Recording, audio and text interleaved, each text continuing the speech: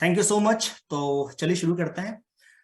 तो हमारे आज के इस टॉपिक में क्या होगा, निश्चित तौर पे बात तो न्यूट्रीलाइट की होगी, लेकिन कहते हैं कि इंडिया जो है वो एक डायबिटिक कैपिटल है। But wait, India is also a pollution capital, क्योंकि ज्यादातर भारत में जो स्टेट है वो पूरे विश्व में पॉल्यूशन के नाम में सबसे पहले आते हैं। तो ऐसे कंडीशन में पॉल्यूशन से रिलेटेड कई सारी समस्याएं होती हैं और इनमें श्वसन तंत्र की काफी ज्यादा मुश्किलें बढ़ जाती है। तो ऐसे में कैसे हम अपने रेस्पिरेटरी हेल्थ का ख्याल रखेंगे विद न्यूट्रीलाइट, इसके बारे में हम जानेंगे। आपका जो पार्टिसिपेशन है वो बहुत ही इंपॉर्टेंट है। तो आगे बढ़ने से पहले एक प्रश्न है आपके लिए, सिंपल सा प्रश्न है, बहुत ज्यादा दिमाग लगाने की जरूरत नहीं है। Why do we breathe? तो हम सांस क्यों लेते हैं? यानी all reasons you can think, जो भी रीजन आपके दिमाग में आ रहा है जो रेस्पिरेटरी हेल्थ के लिए हमें जरूरत पड़ती है, तो एक बार आप चैट विंडो में लिखकर बताएं। If you think it is weird, no problem, एक बार आप बताइए। अगर आप चैट विंडो में लिख सकते हैं तो simple, why do we breathe? हम सांस क्यों लेते हैं, क्या रीजन हो सकता है? कुदरत ने हमें ये जो शक्ति दी है थ्रू दी श्वसन क्रिया, हम सरवाइव करें, पर क्यों? Okay fine.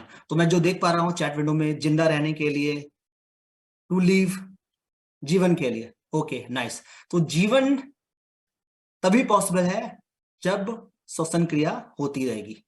So true. Energy to carry oxygen, well set, बहुत बढ़िया। और कोई है जो कुछ बताना चाहते हैं? Okay nice. तो और जिन्होंने भी रिस्पॉन्स किया सभी ने सही कहा है। चलिए कुछ चीजों को देखते हैं। यू नो हमारे शरीर में कई तरह के फंक्शन हो रहे होते हैं। हमारा भोजन डाइजेस्ट हो रहा होता है, हम मसल्स को मूव कराते हैं, सोचते हैं। तो जो भी प्रक्रियाएं होती हैं, चाहे वो आप भाग दौड़ रहे हो, चाहे आप कुछ सोच रहे हो, चाहे बैठ रहे हो, चाहे जिस प्रकार का भी फंक्शन कर रहे हो, उन सभी में हमारे शरीर को ऑक्सीजन की जरूरत पड़ती है। जी हाँ, ऑक्सीजन। और ऑक्सीजन जो कि जीवन का आधार है। और जब ऑक्सीजन हमारे शरीर को मिलता है तो एक गैस जिसको हम कार्बन डाइऑक्साइड कहते हैं प्रोड्यूस होती है एज ए वेस्ट, और इस वेस्ट को शरीर से बाहर निकालना जरूरी हो जाता है। तो श्वसन एक प्रक्रिया है जिससे कि हम ऑक्सीजन ग्रहण करते हैं और कार्बन डाइऑक्साइड को हम शरीर से बाहर भेज देते हैं। तो चलिए थोड़ा रेस्पिरेटरी सिस्टम को और रेस्पिरेटरी हेल्थ को हम जानेंगे। हमारे प्रोडक्ट किस प्रकार से रेस्पिरेटरी हेल्थ के लिए योगदान देते हैं, इसको हम समझेंगे। इससे पहले हमारा रेस्पिरेशन वर्क कैसे करता है थोड़ा सा हम जानते हैं सिंपल तरीके से। तो जो हमारा रेस्पिरेटरी सिस्टम है, इसका काम क्या है? जैसा हमने कहा कि ये हमारे शरीर में ऑक्सीजन सप्लाई करता है ना। हमारे शरीर को, हमारे शरीर के हर एक कोशिकाओं को ऑक्सीजन चाहिए, क्योंकि एनर्जी है वो कोशिकाओं से ही जनरेट होती है।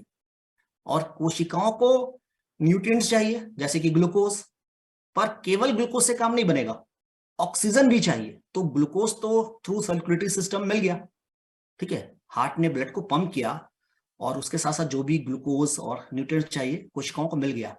पर इस ग्लूकोज का इस्तेमाल करने के लिए हमारे शरीर को ऑक्सीजन की जरूरत पड़ती है, और ये ऑक्सीजन मिलता है थ्रू दी रेस्पिरेशन।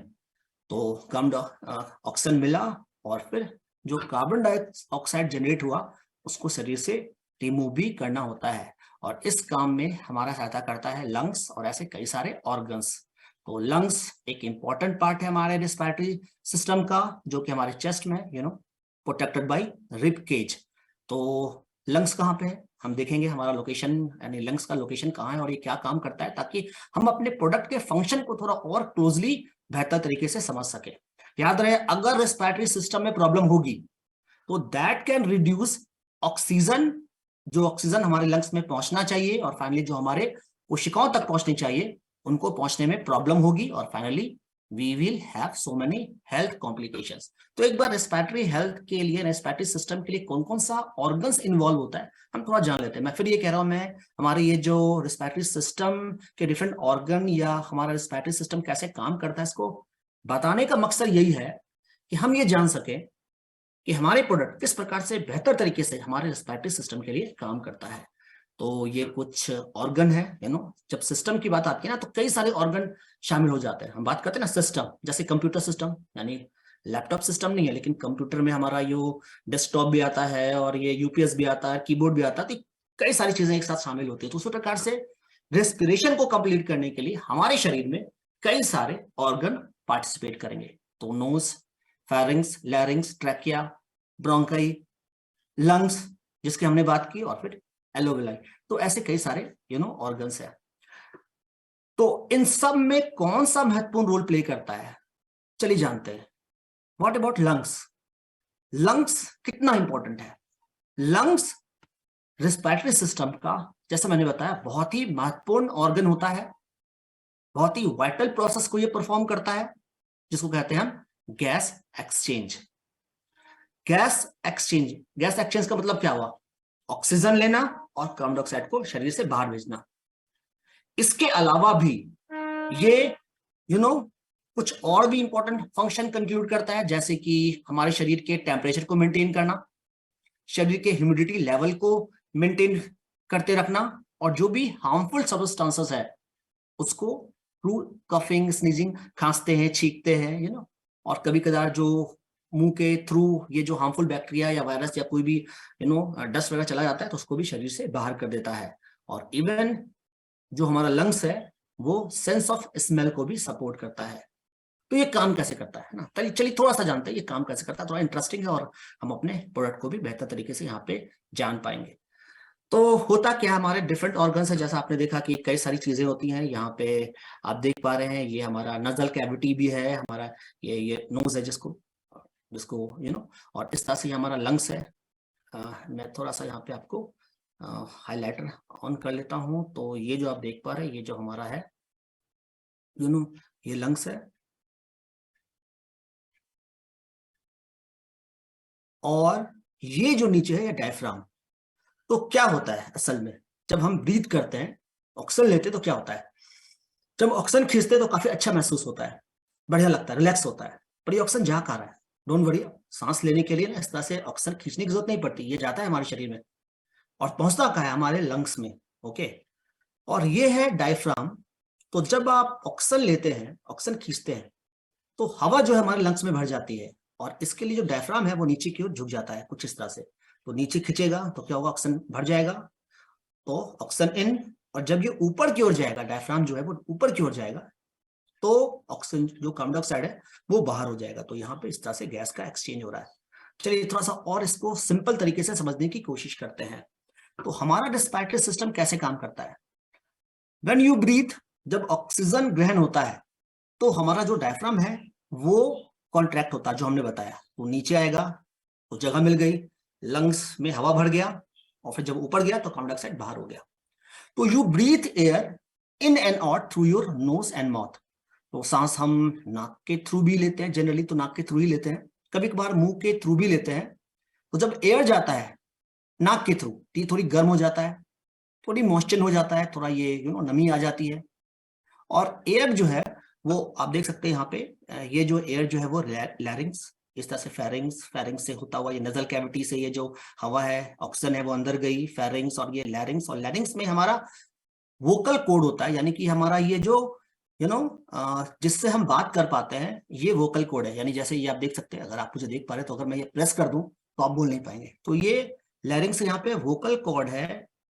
और ये आप देख रहे हैं, ये है हमारा ट्रैकिया, और यहाँ पे रिंग लाइक स्ट्रक्चर देख होंगे, रिंग लाइक स्ट्रक्चर, इसको आप महसूस कर सकते हैं, आप टच करेंगे तो रिंग लाइक स्ट्रक्चर नजर आएगा। और ये बना होता है कार्टिलेज का। जी हाँ, ये बना होता है कार्टिलेज का। तो कार्टिलेज वही कार्टिलेज जो हम ग्लूकोजामिन में हमारे जॉइंट में बात करते हैं, कान की जैसे हड्डी लचीली होती है ताकि ये कोलैप्स ना करे। और आप देखेंगे ये दो पार्ट में बाइफरकेट हो जाती है ना, ये लेफ्ट और राइट। तो ये जो श्वास नली है, ये श्वास नली ये जो श्वास नली है, ये दो पार्ट में डिवाइड हो गई, और ये चला गया, ये जो नली है वो चलेगा हमारे लंग्स में। तो लेफ्ट लंग्स और राइट लंग्स, दो लंग्स में चला गया। तो हवाई नाक के थ्रू फेरिंग्स, लैरिंग्स में होता हुआ ये ट्रैकिया, और फिर ये हमारे लंग्स में पहुंच गया। तो लंग्स में पहुंचने के बाद क्या होता है, ये इंपॉर्टेंट है। लंग्स में जब ऑक्सीजन पहुंच जाता है तो क्या होता है? लंग्स में ऑक्सीजन पहुंचते ही यहाँ पे श्वसन क्रिया बेहतर तरीके से प्रभावित होती है। और इसके लिए अब ये आप देख सकते हैं, जैसे कि ये जो नली है, यानी ये जो श्वास नली है, ये दो जो ब्रांच है हमारे लंग्स में गया है, ये इनको हम ब्रोंकाई कहते हैं। ऐसे तो ब्रोंकस अगर एक साथ ढेर सारा लेंगे तो ये ब्रोंकस होता है। ये जो है वो डिफरेंट तरह के शाखाएं होती हैं इसकी। जैसे कि पेड़ को उल्टा किया हुआ तो शाखा, शाखे के ऊपर शाखा, शाखे के ऊपर शाखा। तो इस तरह से ये डिफरेंट तरह के अगर आप देख पा रहे हैं, मैं ये हाईलाइट ऑन करता हूँ, ये आप देख सकते हैं कि यहाँ पे ये डिफरेंट तरह के ये जो है यहाँ पे ट्री लाइक स्ट्रक्चर है। और इस ट्री लाइक स्ट्रक्चर के थ्रू पूरे लंग्स में हवा भरती है। लेकिन ये जो ट्री लाइक स्ट्रक्चर, ये जो ब्रांचेस हैं, उसके एंड में क्या होता है? तो उसके एंड में है ये एल्वेलाई, ये एल्व्यूली। तो ये है क्या? ये एक बैग लाइक स्ट्रक्चर है। आप देख सकते हैं ये बैग लाइक स्ट्रक्चर है। तो हवा जब आया तो इस बैग में भर गया, ये बैग में भर गया और इसमें ऑक्सीजन भर गया। और फिर यहां से देखिए इसी के आसपास ये कैपिलरीज है, बहुत सारी कैपिलरीज है, ये डिफरेंट कैपिलरीज है। तो ये क्या हुआ, जो ऑक्सीजन है वो इस कैपिलरीज में चला गया। कैसे चला गया? Through diffusion. Through diffusion. तो कुछ ऐसे कह सकते हैं जैसे कि ये जो हमारा ब्लड वेसल्स है, ब्लड वेसल्स है, ये हमारा जो एलोवेली है, और यहां से जो एयर है वो डिफ्यूज करके यानी ये जो उसका नली का जो दीवार है उससे क्रॉस करता हुआ डिफ्यूज कर जाता है थ्रू डिफ्यूजन। जैसे कि आप एक गिलास पानी लें, उसमें इंक डालें तो क्या होगा, इंक धीरे धीरे धीरे धीरे फैलता जाएगा और पूरे पानी को कलरफुल बना देगा, इंक के कलर का हो जाएगा, है ना। तो उसी प्रकार से जो ऑक्सीजन है वो इस ब्लड में चला गया, ब्लड में घुल गया, ब्लड में जो इस कैपिलरीज में जो ब्लड फ्लो हो रहा है, और फिर यहां से जो कार्बन डाइऑक्साइड है वो फिर से एलोवेली में चला गया। तो हुआ क्या, जैसे कि एक कार आई यानी एक बस आई, बस में से जो पैसेंजर जिनको उतरना था उतर गए, जिनका डेस्टिनेशन कंप्लीट हुआ उतर गए, और न्यू पैसेंजर बस में सवार हो गए। तो यहां से ऑक्सीजन जो है वो इस ब्लड ब्लड वेसल्स में चला गया, और कार्बन डाइऑक्साइड जो फिर से वापस एल्वेली में चला गया, और एल्वेलाई से फिर ये जो कार्बन डाइऑक्साइड है यानी जो CO2 है वो फिर से लंग से होता हुआ ये शरीर से बाहर निकल गया। तो ऑक्सीजन जो है वो आ गया, ऑक्सीजन जो है वो हमारे ब्लड वेसल्स में आ गया। और ब्लड वेसल्स से क्या होता है, ब्लड वेसल से ये सीधा ब्लड स्ट्रीम के थ्रू हमारे कोशिकाओं तक पहुंचता है। क्यों पहुंचता है कोशिकाओं में? क्योंकि कोशिकाओं में पहुंचने के बाद ही ये ऑक्सीजन का इस्तेमाल होगा और कोशिकाओं से एनर्जी जनरेट होगी। जी हाँ, तो यहाँ पे सर्कुलेटरी सिस्टम और रेस्पिरेशन मिलकर के काम करते हैं और कोशिकाओं को जरूरत के लायक एनर्जी प्रोवाइड करने की क्षमता देते हैं। और जब कोशिका ऑक्सीजन इस्तेमाल करता है तो यहां से एक वेस्ट तैयार होता है जिसको हम कहते हैं कार्बन डाइऑक्साइड, जिसके बारे में हमने बात की है। जैसे कि मोटरसाइकिल में डीजल तो डालेंगे, कार में डीजल डालेंगे, पेट्रोल डालेंगे, तभी मीन्स की कार में अगर डीजल या पेट्रोल, या मोटरसाइकिल में पेट्रोल डालेंगे तो मोटरसाइकिल कार चलेगी। और जब पेट्रोल इस्तेमाल होगा तो फिर एमिशन भी बनेगा, उसका धुआं निकलता है ना। तो उसी प्रकार से जब ऑक्सीजन इस्तेमाल हुआ एनर्जी के लिए तो कार्बन डाइऑक्साइड बना, और ये कार्बन डाइऑक्साइड उसी प्रकार से थ्रू रेस्पिरेशन शरीर से बाहर निकल गया। तो सर्कुलेशन और गैस एक्सचेंज ये दो महत्वपूर्ण चीज है। अब सिंपल तरीके से देखिए यहाँ पे क्या हुआ, एकदम सिंपल तरीके से। अब हमने यहाँ पे ऑक्सीजन लिया, ठीक है। ऐसा तो बहुत सारे गैसेस हैं पर मेनली ऑक्सीजन हमारा शरीर इस्तेमाल करता है। ऑक्सीजन गया, ठीक है, ऑक्सीजन नाक के थ्रू, फिर हमारा ये श्वास नली है ना, श्वास नली से होता हुआ, अच्छा इसके बीच में हमारा ये वोकल कोड भी है। अब ये वोकल कोड इस हवा से ही यानी जो ऑक्सीजन मिल रहा है जो उसी से ये आवाज भी क्रिएट करता है, आवाज बनाता भी है ना। तो कैसे बनाता है ये तो कभी डिस्कस करने का मौका मिलेगा तो बात करूंगा। पर फिलहाल ये ऑक्सीजन जो है वो हमारे श्वास नली से होता हुआ हमारे इस लंग्स में गया, और लंग्स में जो एल्वेलाई है वहां से ये हमारे ब्लड स्ट्रीम में चला गया, और ब्लड स्ट्रीम से ये आया हमारे हार्ट में। ये देखिए ये हमारे हार्ट में आया, हार्ट ने इसको पंप किया और पंप करके शरीर के डिफरेंट कोशिकाओं को भेज दिया। अब जब ये कोशिका ने ऑक्सीजन का यूज किया तो इसने प्रोड्यूस किया कार्बन डाइऑक्साइड, और ये कार्बन डाइऑक्साइड फिर से हमारे कोशिकाओं से ये चला गया हमारे हार्ट में, हार्ट ने एक बार फिर से इसको पंप किया और फिर हमारा चला गया ये हमारे लंग्स में, और लंग्स ने इसे बाहर कर दिया। Oxygen in, carbon dioxide out, oxygen in, carbon dioxide out. तो ये प्रोसेस जो रेगुलर चल रहा है और हार्ट इसको पंप करता जा रहा है ब्लड को, और इस प्रकार से पूरे शरीर की कोशिकाओं को ऑक्सीजन मिलता जा रहा है। देखिए यहाँ पे आप दो कलर देख पा रहे हैं ना, एक रेड है और एक ब्लू है, पर डोंट वरी, हमारे शरीर में जो ब्लड का रंग है वो कभी भी ब्लू नहीं होता। बस ये दिखाने के लिए ये जो रेड कलर है ये ऑक्सीजनेटेड ब्लड है, इसमें ऑक्सीजन है, और जिसमें ये जो ब्लू कलर है इसमें ऑक्सीजन नहीं है, इसमें कार्बन डाइऑक्साइड है, ठीक है, या कम ऑक्सीजन है।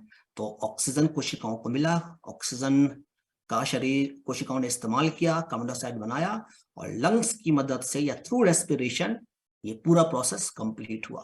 फाइन।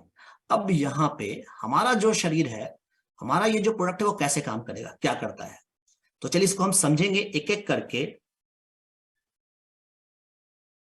फिलहाल कुछ अहम चीजों के बारे में जिसको हमें ध्यान रखने की जरूरत है, कुछ इंपॉर्टेंट चीज जिसको हमें ध्यान रखने की जरूरत है। तो यहां पे हम बात करेंगे कि रिस्पिरेटरी कंडीशन क्या होता है, यानी क्या होता है जब रेस्पिरेशन से रिलेटेड कुछ चैलेंजेस होता है, कुछ प्रॉब्लम होती है।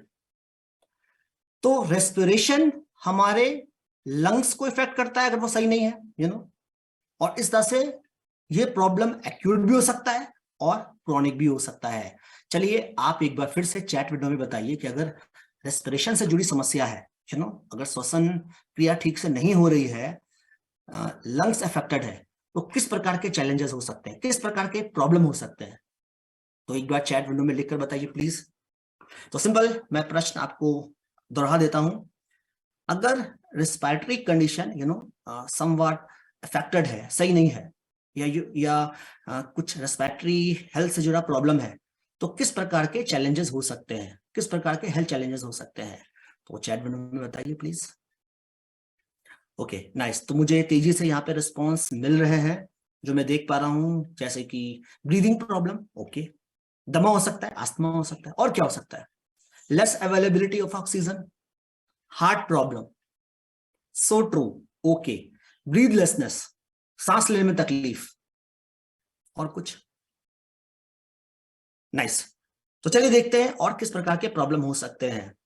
ओके, तो जनरली अस्थमा या ब्रीदलेसनेस या लो एनर्जी, इस तरह के चैलेंजेस देखे जाते हैं।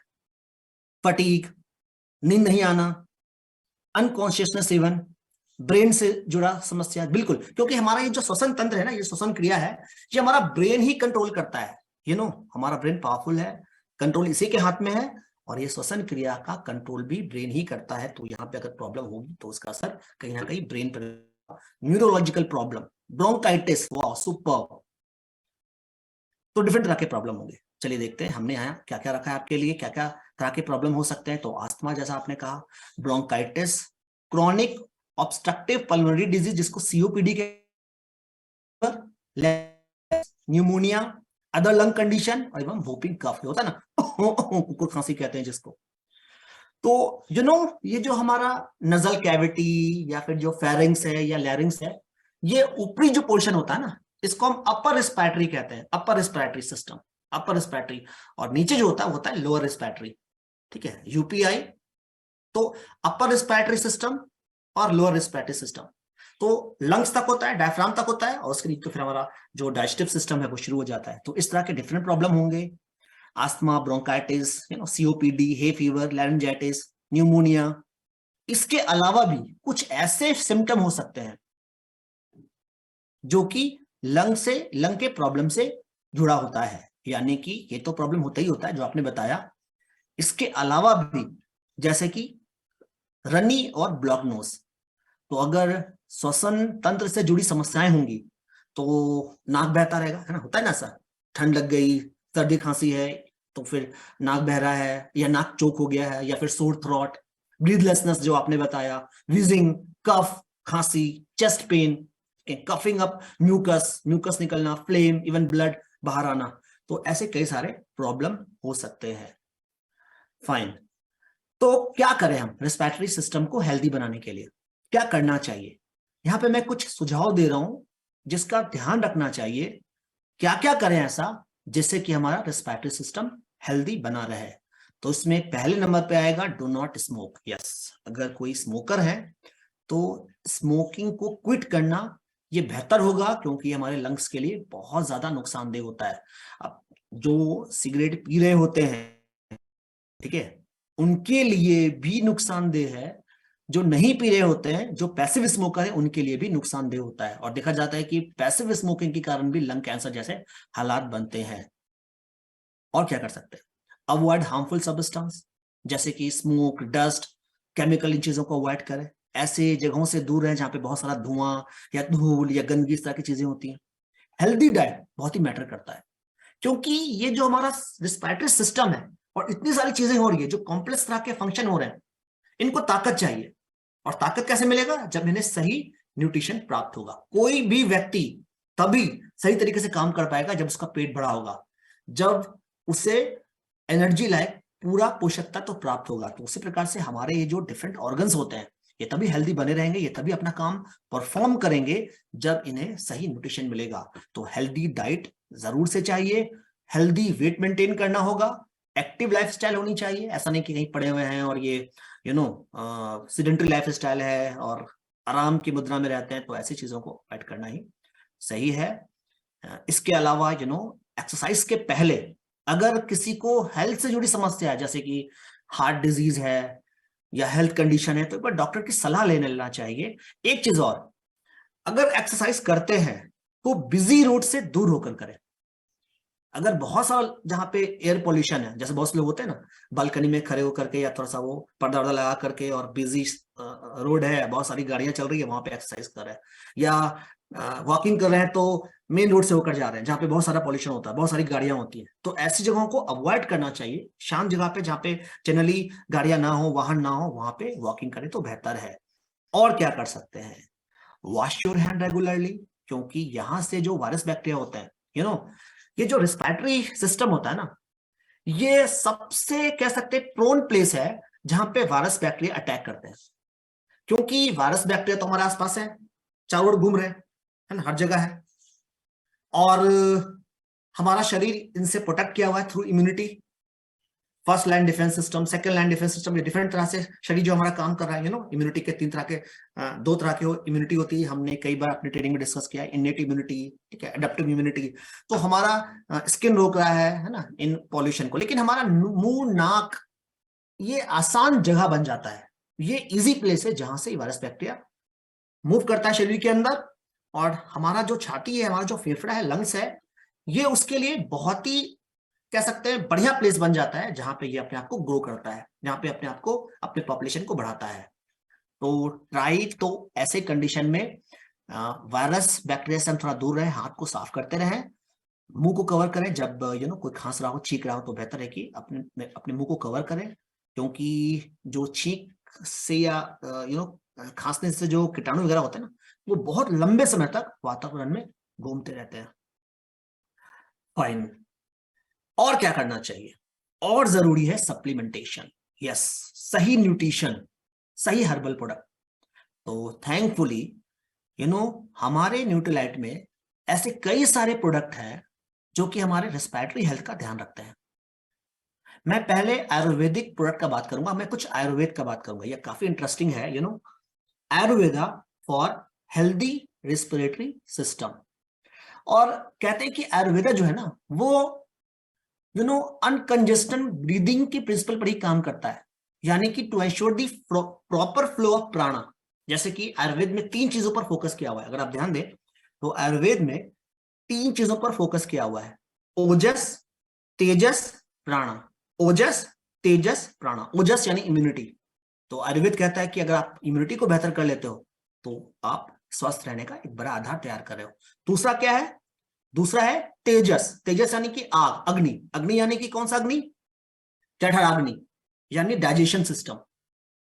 आयुर्वेद में आपने सुना होगा कि सर्वदा रोगो मंद अग्नि भवती। अग्नि लो हो गई, डाइजेशन कम हो गया, तो कोई भी बीमारी आ सकती है। तो पहला हो गया इम्यूनिटी, दूसरा हो गया आपका डाइजेशन, और तीसरा इंपॉर्टेंट फैक्टर है वो है प्राणा, यानी कि सही ऑक्सीजन मिलना, सही ऑक्सीजन। तो ये बहुत ही फोकस एरिया आयुर्वेद के लिए। और इसीलिए आयुर्वेद में ऐसे बहुत सारे हर्ब की खोज की गई है, ऐसे बहुत सारे तरीके खोजे गए हैं जिससे कि हम अपने पूरे जीवन में या डे टू डे लाइफ में हम अपने ऑक्सीजन के जो ऑक्सीजन हम ग्रहण करते हैं वो हम सही से ग्रहण कर सके और उसका भरपूर इस्तेमाल कर सके। तो इसके लिए नेजल पैसेज को क्लीन करना, डर्ट को दूर करना, गंदगी वाले इलाके में ना रहना, ऐसी चीजों पर भी फोकस किया हुआ है। अब मैं आयुर्वेद से रिलेटेड कुछ और आपको कुछ चीजें बताना चाहता हूं जो हमारे प्रोडक्ट से जुड़ा है। चरक संहिता के बारे में सुना होगा। चरक संहिता, सुश्रुत संहिता, अष्टांग हृदय आयुर्वेद, ये जो पुरातन तंत्र है यानी पुरातन जो ग्रंथ है, इसमें इस सृष्टि में व्याप्त पंच महाभूत के बारे में बताया गया है। पृथ्वी, जल, वायु, अग्नि और आकाश। यानी जब भी कोई जन्म लेता है तो हर व्यक्ति पर इन पांचों में से किसी न किसी तत्व का असर होता है। अब ये असर उसके स्वस्थ एवं सुखी जीवन के लिए उनको संतुलित रखने में मदद करता है। मतलब ये कि किसी भी तत्व का अगर प्रधानता हुआ या कम हुआ तो उसका असर उसके लाइफ में होगा, उसके नेचर में होगा, उसके हेल्थ में होगा। और इसीलिए प्रत्येक व्यक्ति पर इनमें से कुछ ना कुछ तत्व का असर जरूर देखा गया है। किसी तत्व का असर ज्यादा है, अगर ये ज्यादा होगा, कम होगा तो क्या होगा? इससे 3 तरह के दोष क्रिएट होंगे: वात दोष, पित्त दोष और कफ दोष। वात दोष, पित्त दोष और कफ दोष। तो वात दोष जिसमें वायु और आकाश ज्यादा होता है, आकाश तत्व ज्यादा होता है। पित्त दोष जिसमें अग्नि ज्यादा होता है। कफ दोष जिसमें कि पृथ्वी और जल प्रधानता होती है। तो ये हमारी शारीरिक रचना पर भी इसका असर होता है, और आपका नेचर यानी भोजन का चुनाव, पाचन, इस पर भी असर होता है, भावना पर भी असर होता है। तो ऐसे में यहाँ पे जरूरी है कि हम वात पित्त कफ को हम बैलेंस करके रखें। तो बैलेंस कैसे करेंगे? तो बैलेंस करने के लिए ही कई तरह के हर्ब सुझाए गए हैं, जो डिफरेंट तरह के दोषों से हमें निजात दे करके एक बैलेंस लाइफ जीने में मदद करता है। तो जो वैदिक ट्रेडिशन है, ठीक है, उन्होंने रेस्पिरेटरी पाथवे के लिए ऐसे कई सारे हर्ब के बारे में बताया है, और उसमें जो ऑक्सीजन की मात्रा हमारे शरीर में अच्छे से मिलनी चाहिए, सही से मिलनी चाहिए, उस पर काफी बल दिया हुआ है। तो रेस्पिरेटरी जो डिसऑर्डर है आयुर्वेद में, इसको कहते हैं इम्बैलेंस ऑफ कफ एंड वाता। याद रखिए, अगर रेस्पिरेटरी प्रॉब्लम है, डिसऑर्डर है, तो ये किस चीज में इम्बैलेंस हो रहा है? कफ और वाता, वात और कफ, है ना। तो इनको बैलेंस करना होगा, ठीक है। और बैलेंस कैसे करेंगे? तो बैलेंस करने के लिए हमें ऐसे कई सारे हर्ब सुझाए गए हैं आयुर्वेद में ही, और इन्हीं डिफरेंट हर्ब के बारे में यहां जानेंगे जो हमारी मदद करेगा हमारे हेल्दी रहने में।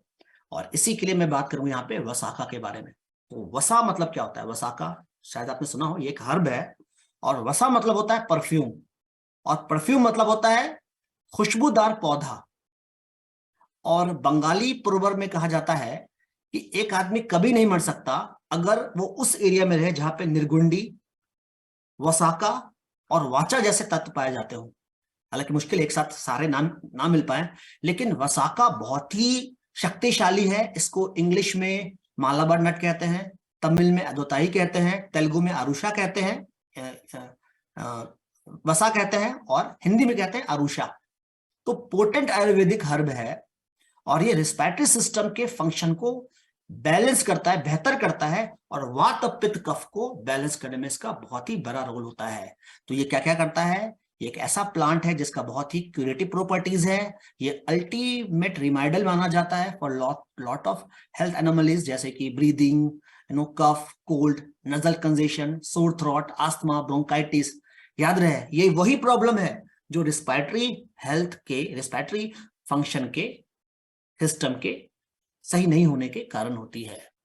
तो वसाका क्या क्या करता है? वसाका कफ और कोल्ड में गुणकारी है, ये अच्छी नींद प्रोवाइड करता है, थकान को दूर करता है। आपने कहा कि जब रेस्पिरेटरी प्रॉब्लम हो तो थकान भी होती है, एग्जॉस्ट होता है। अच्छा, एंटी इंफ्लेमेटरी भी है, एंटीबायोटिक भी माना जाता है, और सबसे अच्छी चीज जो है वो ये है, ये एक एक्सपेक्टोरेंट है। एक्सपेक्टोरेंट मतलब क्या हुआ? ये जो कफ जमा हो जाता है, जैसे ही ये जो वायरस, बैक्टीरिया या धूलकण जो शरीर के अंदर जाता है ना, तो शरीर इसको बाहर करने के लिए इसके दीवार पर, यानी ये जो इंटरनल वॉल है श्वास नली का, म्यूकस सिक्रेट करती है। म्यूकस एक चिपचिपा स्टिकी पदार्थ है जो कि उसको चिपका करके नष्ट कर देता है, ये म्यूकस। अब ये म्यूकस तो सिक्रेट हुआ क्योंकि बहुत सा पोल्यूशन आ रहा है, धूल गंदगी आ रही है, वायरस बैक्टीरिया भी घुस रहा है, तो इसको प्रोटेक्ट करना है शरीर को। तो शरीर क्या करेगा? म्यूकस सिक्रेट करेगा, म्यूकस। अब ये म्यूकस सिक्रेट हो गया है, लेकिन ये अब जमा है श्वास नली में, अब इसको बाहर निकालना है, नहीं तो क्या होगा? बहुत तकलीफ होगी, दर्द होगा, सर भारी होगा, खांसी होगी, जुकाम होगा। तो इसको बाहर निकालने के लिए वसाका बहुत ही महत्वपूर्ण है, क्योंकि एक पावरफुल एक्सपेक्टोरेंट है, और ये कॉमन कोल्ड, कफ और फ्लू सिम्टम में काफी असरदार होता है। ये चेस्ट और नजल कंजेशन को रिड्यूस करता है, एक्सेस स्प्यूटम से छुटकारा दिलाता है और नसल डिस्चार्ज से भी बचाता है। तो इतना ये गुणकारी है। तो आस्थमा, ब्रोंकाइटिस, साइनसाइटिस, ऐसे कई सारे प्रॉब्लम से ये निजात देता है। तो एक तो हो गया वसाका। दूसरा एक महत्वपूर्ण हर्ब है, वो है मुलेठी।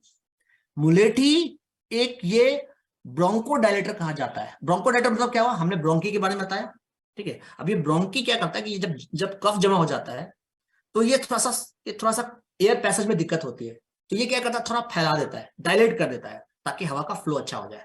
और आयुर्वेद में हमने पहले ही कहा है कि ये ऑक्सीजन का फ्लो हमें सही से चाहिए हेल्दी रहने के लिए। तो ब्रोंकोडायलेटर भी है, ये म्यूकोकाइनेटिक भी है, जो जमा हुआ कफ है उसको ब्रेक करके, कमजोर करके बाहर निकालता है। तो क्रॉनिक आस्थमा में भी ये कारगर है। अच्छा, मुलेठी को भी कई नामों से जाना जाता है। मुलेठी, लिक्रिस कहते हैं इसको इंग्लिश में, और एक और नाम है यास्टी मधु। यास्टी मधु, यास्टी मतलब होता है वुड, लकड़ी, और मधु मतलब होता है हनी, यानी कि Honey like would. Honey like would यानी इसकी मिठास इतनी होती, कहा जाता है कि शुगर से ये एक ऐसा हर्ब है जो चीनी से 40 से 50 गुना मीठा होता है। और गायक लोग इसका इस्तेमाल करते ताकि गला जो है वो साफ हो जाए उनका। इसके अलावा भी यू नो ये एक्सपेक्टोरेंट का भी काम कर रहा है, ये गले को क्लीन करता है, सूदिंग इफेक्ट देता है। तो बहुत सारे इसके अच्छे एक्शन है, और इसीलिए मुलेठी चूर्णा ये क्लासिक आयुर्वेदिक रेमेडी के रूप में जाना जाता है। और ये सेंचुरी लॉन्ग कह सकते हैं कि इसका रेपुटेशन रहा है सोर थ्रॉट के लिए, कफ को दूर करने के लिए। तो आखिर इन दोनों प्रोडक्ट की, वसाखा, मुलेठी, ये जो हर्ब है, इसकी हमें जरूरत क्यों है? बात तो यही है कि हमारा जो रेस्पिरेटरी सिस्टम है वो क्या हेल्दी बना रहेगा, क्या हेल्दी होता है? नो। क्योंकि आए दिन हम बहुत सारे प्रॉब्लम झेलते हैं, हम हर दिन हाई लेवल ऑफ पॉल्यूशन के शिकार होते हैं, जैसे कि टोबैको स्मोक, लो immunity level, asthma, chemical dust, तो इम्यूनिटी भी लो होती है। अस्थमा के बहुत सारे लोग शिकार होते हैं, तो उनको ये प्रॉब्लम बहुत बढ़ जाएगी, जो रेस्पिरेटरी से रिलेटेड प्रॉब्लम है वो काफी बढ़ जाएगी। और धूल, गंदगी, ये सब तो होता ही होता है। फाइन। तो फिर हमारे पास एक ऐसा प्रोडक्ट है जिसमें वसाका भी है, मुलेठी भी है, और सुरासा भी है। तो सुरासा के बारे में हम बाद में बात करेंगे। वसाखा, मुलेठी अपने आप में बहुत ही गुणकारी है, और कहते हैं ना, एक एक से भले दो, दो दो से भले तीन, ठीक है। तो ये तिकड़ी, ये तीन विशेष हर्ब की तिकड़ी हमारे रेस्पिरेटरी कंफर्ट के लिए कितना बेहतर तरीके से काम करता है। तो ये नेचुरल रेस्पिरेटरी कंफर्ट को सपोर्ट करता है, एक पावरफुल एक्सपेक्टोरेंट के रूप में काम करता है, एंटी इंफ्लेमेटरी मतलब जो दर्द और सूजन से राहत देता है। अच्छा, ये रेस्पिरेटरी हेल्थ को मेंटेन करता है, एंटीऑक्सीडेंट प्रॉपर्टीज है, और साथ ही साथ इम्यूनोमॉड्यूलेटरी प्रॉपर्टीज भी है, यानी हमारे इम्यून सिस्टम को भी बेहतर करता है। तो वसाखा, मुलेठी, सुरासा और हम न्यूट्राइट के जितने भी हमारे ट्रेडिशनल हर्ब्स रेंज है, उनके बारे में कहते हैं कि हर एक टैबलेट में, प्रत्येक टैबलेट में, वो टैबलेट पहला हो या आखिरी हो, बीच का कोई टैबलेट हो, सबका एक समान एक्शन होता है। क्योंकि वसाखा, मुलेठी, सुरासा, इसके जो एक्टिव इंग्रेडिएंट है, जिसके कारण वसाखा का इफेक्ट मिलता है, मुलेठी का इफेक्ट मिलता है, उसका अर्थ, उसका बायोलॉजिकल कंपोनेंट हमारे प्रत्येक टैबलेट में एक समान मात्रा में उपलब्ध होता है। जैसे कि वसाखा का भी इसमें कंपोनेंट है, मुलेठी का भी है, और जैसे ग्लिजिक एसिड, इसी कारण मिठास आता है, और अर्सोलिक एसिड जो कि तुलसी कहलाता है। तो सुरासा इज तुलसी। तो इस तरह से ये हमारे रेस्पिरेटरी हेल्थ को सपोर्ट करता है, ये हमारे रेस्पिरेटरी डिस्कम्फोर्ट से आराम दिलाता है, और ओवरऑल बेहतर महसूस कराता है। तो अगर ऐसा फील आपको नहीं होता कि नहीं, हम तो पॉल्यूशन से बिल्कुल बचे हुए हैं, हमको पॉल्यूशन का कोई असर नहीं है, पॉल्यूशन हमें छू भी नहीं रहा है, तब तो खैर बात दूसरी है। पर क्या ये फैक्ट है? क्या ये हो सकता है कभी कोई व्यक्ति जो इस धरती पर है, ठीक है, खासकर हम लोग, क्या पॉल्यूशन से बचे हुए रह सकते हैं? और पॉल्यूशन का असर तो खतरनाक होता ही है। तो हमारा रेस्पिरेटरी हेल्थ बेहतर बना रहे, उसके लिए ये एक महत्वपूर्ण प्रोडक्ट है। और क्या कर सकते हैं हम अपने रेस्पिरेटरी हेल्थ के लिए? जरूरी है कि हम अपने नेचुरल डिफेंस सिस्टम को मजबूत बनाएं। ये जो वायरस, बैक्टीरिया, धूल, गंदगी जो शरीर के अंदर घुसेगा, नाक के थ्रू, मुंह के थ्रू हमारे रेस्पिरेटरी साइट में पहुंचेगा, तो सबसे पहला ये काम करता है कि हमारी इम्यूनिटी को बहुत ही लो कर देता है, क्योंकि शरीर से लड़ने के लिए लग जाता है, जल्दी से इसको भगाओ, मारो, काटो। तो क्या होता है, तो इम्यूनिटी जो है ना, उसको काफी ज्यादा लोड हो जाता है। तो ये कमजोर पड़ सकती है। तो बेहतर है कि हम अपनी इम्यूनिटी को स्ट्रॉन्ग बनाएं।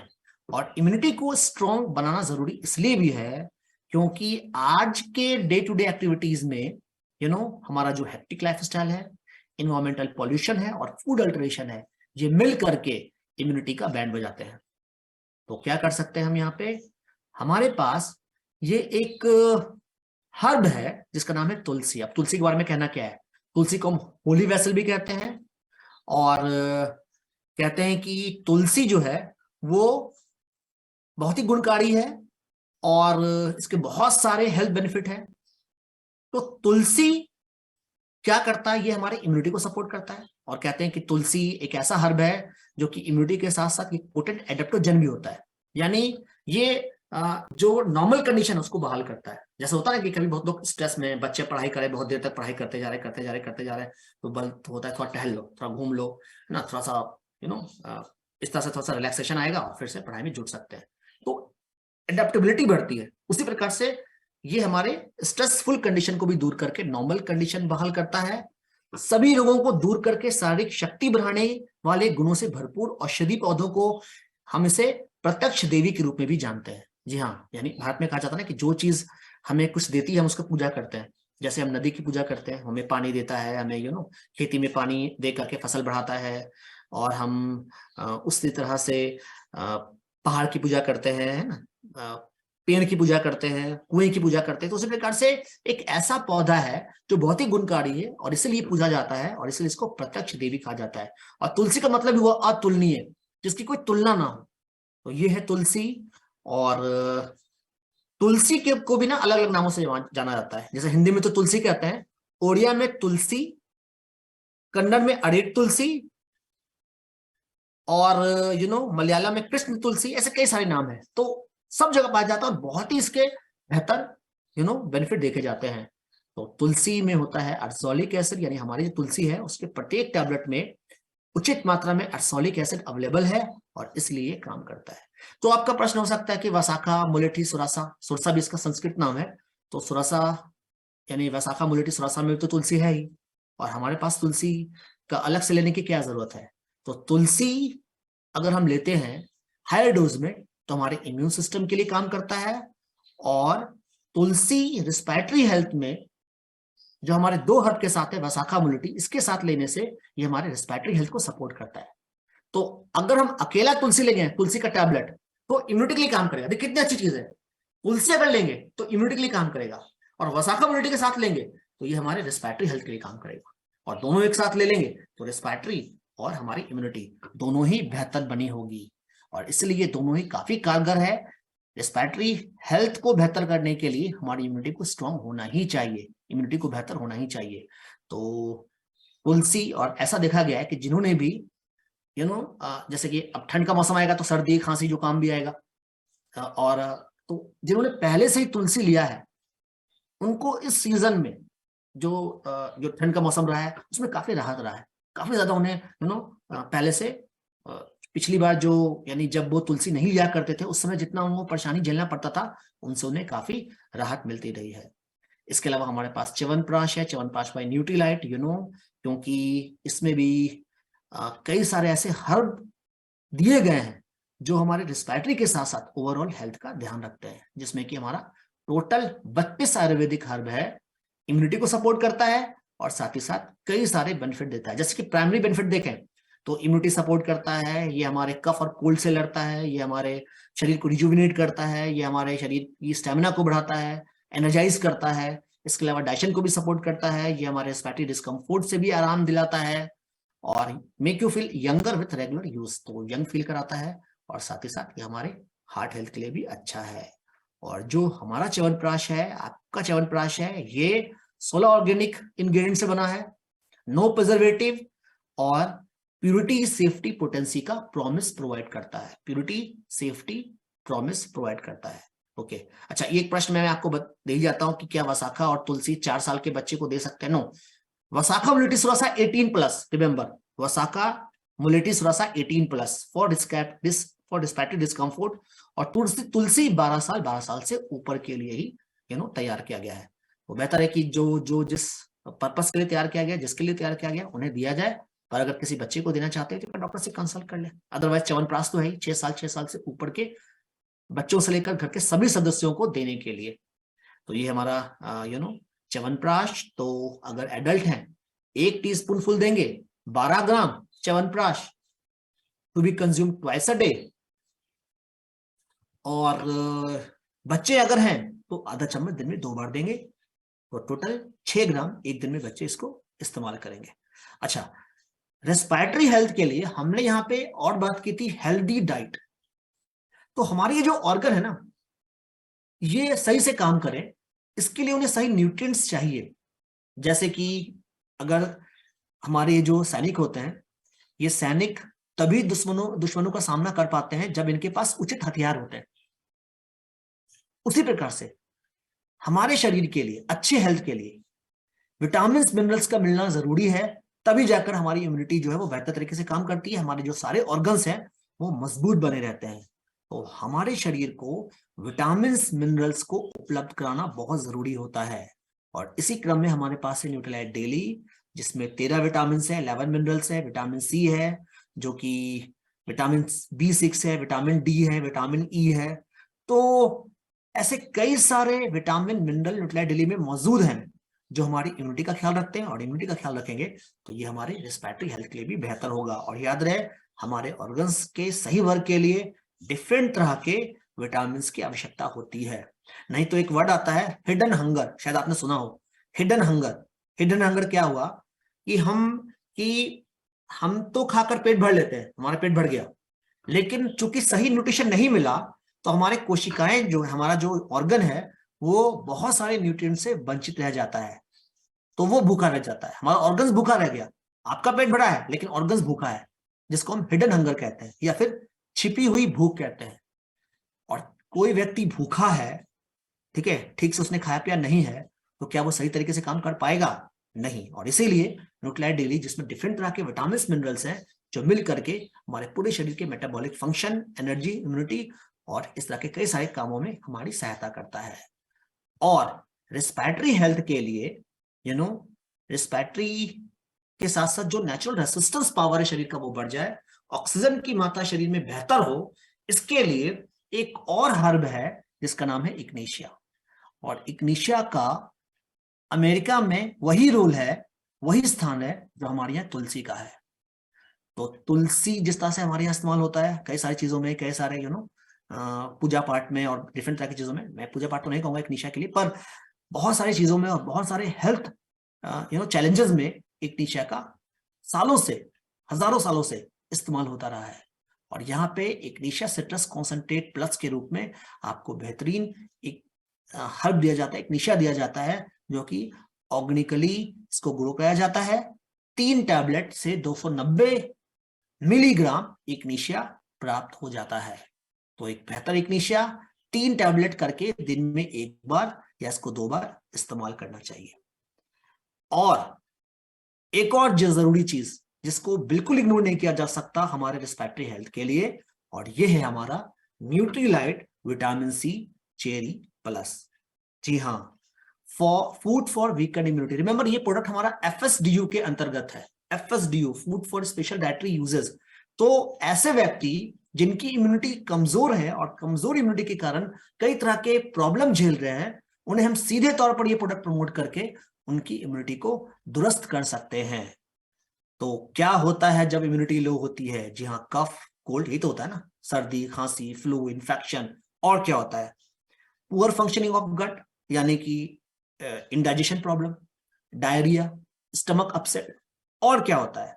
और होता है अपर रेस्पिरेटरी डिस्कम्फोर्ट। अपर रेस्पिरेटरी डिस्कम्फोर्ट मतलब क्या हुआ? अपर रेस्पिरेटरी डिस्कम्फोर्ट के बारे में हमने पहले ही कहा है, जो हमारा अपर साइड है, जैसे कि जो लंग्स हो गया ये तो लोअर में आ गया, तो लोअर रेस्पिरेटरी ऑर्गन्स हो गया, और ये जो ऊपर का हो गया है ना, जिसमें आपका लैरिंग्स, फेरिंग्स, ठीक है, ट्रैकिया, ये सारी चीजें शामिल हैं। इसमें अगर कोई प्रॉब्लम हो तो ये अपर रेस्पिरेटरी डिस्कम्फोर्ट होता है। तो वीकेंड इम्यूनिटी में और रेस्पिरेटरी डिस्कम्फोर्ट सिचुएशन ना हो, ऐसे में विटामिन सी की सही मात्रा इस्तेमाल करना बहुत जरूरी होता है। याद रहे, अगर इम्यूनिटी वीक है तो रेस्पिरेटरी प्रॉब्लम जल्दी होगी, ज्यादा होगी, और कई तरह के सिम्टम झेलने होंगे। तो क्या चाहिए, कैसे हम अपनी इम्यूनिटी को बेहतर कर सकते हैं? ये हम कर सकते हैं through the vitamin C. Yes, तो विटामिन सी हमें चाहिए, और needless to say vitamin C के लिए हमारे पास है विटामिन सी चेरी प्लस। तो विटामिन सी चेरी प्लस जो कि एसोला चेरी से तैयार किया गया, और एसोला चेरी कुदरत का दिया हुआ सबसे शानदार विटामिन सी के सोर्स के रूप में जाना जाता है। इससे बेहतर हो ही नहीं सकता है। एस्कॉर्बिक एसिड साथ में दिया हुआ है, जो मोस्ट कह सकते हैं कि फेमस विटामिन सी के लिए है। दोनों का शानदार जोड़ी है, और ये मिलकर के हमें विटामिन सी प्रोवाइड कराता है। और एक अच्छी चीज जो विटामिन सी यानी हमारे विटामिन सी चेरी प्लस से जुड़ी है वो ये है कि इसमें टेक्नोलॉजी है। और कहते हैं ना कि हम जिस दुनिया में रहते हैं वो टेक्नोलॉजी वाली दुनिया है, this is the era of technology. तो ये इसमें है एक्सटेंडेड रिलीज टेक्नोलॉजी, जिसके कारण थोड़ी थोड़ी मात्रा विटामिन सी रिलीज होता रहता है, और पूरे 8 घंटे तक हमारे शरीर में विटामिन सी बना रहता है। और इस तरह से ये पूरे समय के लिए प्रोटेक्शन के लिए काम में लगा रहता है। तो रेस्पिरेटरी डिस्कम्फोर्ट हो, इम्यूनिटी को स्ट्रॉन्ग करना हो, और सिम्टम अगर सर्दी खांसी जुकाम हो जाए, सिम्टम में अगर कमी चाहते हैं या रिकवरी बेहतर चाहते हैं, वो भी विटामिन सी काफी कारगर होता है। तो ये है हमारा विटामिन सी चेरी प्लस। तो न्यूट्रिलाइट के इतने सारे प्रोडक्ट के बारे में हमने बताया। कोई कुछ खास प्रोडक्ट है जो हमारे रेस्पिरेटरी का ध्यान रखता है? वसाखा मोलिटिस थोड़ा सा तो स्पेशली रेस्पिरेटरी हेल्थ के लिए है ही, पर जो विटामिन मिनरल्स है, हमारा ये जो विटामिन सी है, और इग्निशिया सिट्रस है, न्यूट्रिलाइट डेली है, तुलसी है, ये काफी कारगर है। पर एक चीज के बारे में मैं और ऐड करना चाहूंगा यहाँ पे, फाइनली एक और प्रोडक्ट जिसके बारे में बताऊंगा, और वो है जी हाँ, आप शायद समझ रहे होंगे, क्योंकि every day we breathe around 12,000 litre of air. जी हाँ, अभी 12,000 लीटर हम ग्रहण करते हैं, और कहते हैं कि हम अपना फूड चूज कर सकते हैं। यानी हम आज बर्गर खाएंगे, आज हमारे लिए नॉनवेज होगा या सिंपल सा फूड होगा, हम चूज कर लेंगे। पानी चूज कर लेंगे, चलो ठीक है, पानी नहीं, पानी पसंद नहीं है तो हम मिनरल वाटर ले लेंगे, या फिर उबाल करके पानी पी लेंगे, ठीक है। लेकिन कपड़े हम अपने मन पसंद के पहन सकते हैं, लेकिन हवा का हम क्या करेंगे? हम तो वही हवा लेंगे जो हवा हमारे आसपास है, इसको हम चूज नहीं कर सकते हैं। और यकीन मानिए, जिस हवा में हम सांस ले रहे हैं ना, वो जहरीली होती जा रही है। और हवा का जहरीला होने का मतलब है ये सीधा हमारे रेस्पिरेटरी हेल्थ को अटैक करता है। नाक मुंह घुसेगा, ज्यादा म्यूकस सिक्रेट होगा, और हमारे श्वसन क्रिया के काम करने की शक्ति कमजोर पड़ रही है। याद रहे, आयुर्वेद में क्या कहा गया है? ओजस तेजस प्राणा। और ये प्राणा फैक्टर वाला अगर गड़बड़ हुआ तो कभी भी हेल्थ बेहतर नहीं हो सकता है। डिफरेंट तरह के दोष प्रोड्यूस होते हैं। तो हमें अपने आसपास की हवा को क्लीन करने की जरूरत होती है, क्योंकि हमारे आसपास की हवा कई तरह से पॉल्यूटेड हो चुकी है। अब घर के बाहर तो है ही, यानी व्हीकुलर पॉल्यूशन है, फैक्ट्री से निकलने वाला धुआं है, पॉलन है, और ये वेस्ट बर्निंग है। और घर के भीतर जब हम होते हैं खिड़कियां दरवाजे बंद करके, तो न्यू सेटअप पॉल्यूशन निकल रहा है। बैक्टीरिया वायरस भी है, डस्ट भी है, टोबैको स्मोक भी है, कुकिंग वाटर भी है, पेट डंडर भी है। तो कैसे हम बचे अपने आप को? और मैं बता दूं आपको, बच्चे बहुत ज्यादा इफेक्टेड हो रहे हैं आजकल के समय में, क्योंकि जो छोटे बच्चे होते हैं ना, छोटे बच्चे, इनफैंट कह सकते हैं जिसको, चलिए 6 साल का बच्चा को मान लेते हैं। 6 साल का बच्चा हम एडल्ट से हमारे अगर अनुपात में अगर तुलना करें, तो वो 2 गुना ज्यादा एयर कंज्यूम करता है। और शिशु जो होता है वो 3 गुना ज्यादा एयर कंज्यूम करता है अपने हाइट और वॉल्यूम के हिसाब से। जो क्योंकि बच्चा छोटा होता है तो छोटा ही ग्रहण करेगा, लेकिन जितना हमारे लिए एयर मिलता है उसके मुताबिक वो हमारे कंपेरिजन में 3 गुना ज्यादा एयर कंज्यूम करता है। तो एक बड़ा चैलेंज होता जा रहा है। और इसलिए जब हम घर में होते हैं, चार दीवारी में होते हैं, और कह सकते हैं कि 90% टाइम हम चार दीवारी में ही बिताते हैं। या तो घर में, घर से निकलेंगे तो फिर मॉल में, मॉल से निकलेंगे तो फिर ऑफिस में, ऑफिस से तो कहीं भी जाएंगे तो रूम के अंदर ही बंद होंगे। और जब हम घर में हों तो उस समय हमारे आसपास की हवा क्लीन होनी चाहिए। ये हमारे पूरे फैमिली के हेल्थ के लिए जरूरी है। और बहुत ही शानदार प्रोडक्ट हमारे पास एक अवेलेबल है जो हमारे आसपास की हवा को क्लीन करता है। तो कैसे हम इस हवा को क्लीन करेंगे? याद रहे, करना तो जरूरी है, क्योंकि quality of air is the quality of life. Quality of air is the quality of life. और ऐसे कंडीशन में हमारे पास एटमॉस्फेयर मिनी है जिसको हम इग्नोर नहीं कर सकते। वेरी इंपॉर्टेंट, क्योंकि आज की बड़ी जरूरत है, बहुत बड़ी जरूरत है। और आपका जो एटमॉस्फेयर मिनी है, ये दुनिया में सबसे ज्यादा बिकने वाला एयर ट्रीटमेंट प्रोडक्ट है, और ये 0.0024 माइक्रोन साइज के पार्टिकल्स को 99.99% के सिंगल पास एफिशिएंसी से क्लीन कर सकता है, कैप्चर कर सकता है। पावरफुल और बहुत ही जरूरी चीज है, होना चाहिए हर घर में। तो जब आप सो रहे हो तो ऑन करके सोइए, जब आप बैठे हो, और कैरी कर सकते हैं, आसान है। बहुत सारी चीजें इसके बारे में, मैं एटमॉस्फेयर मिनी को बहुत ज्यादा डिटेल में नहीं बताना चाहता हूँ क्योंकि ऐसा तो बहुत समय लग जाएगा, पर मैं केवल इसके इंपॉर्टेंस को बताना चाहता हूँ। और खास क्या है आपके एटमॉस्फेयर मिनी में, क्योंकि इसमें 3 स्टेज फिल्ट्रेशन सिस्टम है। 3 स्टेज फिल्ट्रेशन सिस्टम है, जिसके कारण जिसके कारण ये, चाहे वो ऑर्डर हो, बदबू हो, या फिर कई तरह के पार्टिकल्स हों और बैक्टीरिया वायरस हों, छोटे से छोटे, उन सबको क्लीन करने में सहायता करता है। तो ये सारे प्रोडक्ट हमारे पास में है जो रियली हमारे लिए इंपॉर्टेंट है। तो अगर हम केयरफुल है अपने हेल्थ के लिए और खासकर रेस्पिरेटरी हेल्थ के लिए, तो हमें जो करना चाहिए, यानी हमें जो भी चीजें रेस्पिरेटरी हेल्थ को नुकसान पहुंचा रही है, जैसे कि स्मोकिंग, जैसे कि धूल गंदगी वाला इलाका, या फिर ज्यादा हम एक्सरसाइज करें वहां जहाँ पे बहुत सारे वहां पे पॉल्यूशन है, या गाड़ियां चल रही हैं, ठीक है, तो उनको हमें अवॉइड करना है, वेट मेंटेन करना है, वॉकिंग करना है, और इसके साथ साथ हमारे रेस्पिरेटरी हेल्थ को सपोर्ट मिले, जरूरी पोषक तत्व भी चाहिए जो हमें न्यूट्रिएंट से मिलेगा।